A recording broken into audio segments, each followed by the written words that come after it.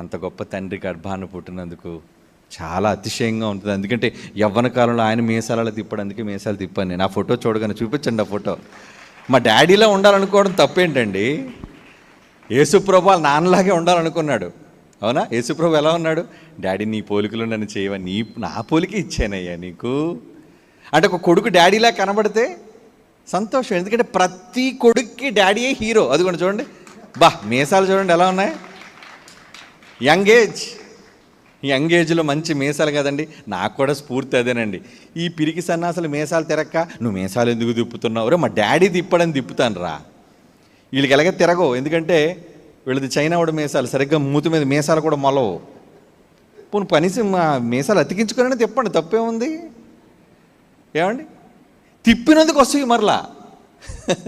మీరు అసూయ పడినా తిప్పుతూనే ఉంటాను, డోంట్ వరీ. మొత్తానికి తిప్పుతాను, బాగా మొసలైపోయినా తిప్పుతుంటాను నేను.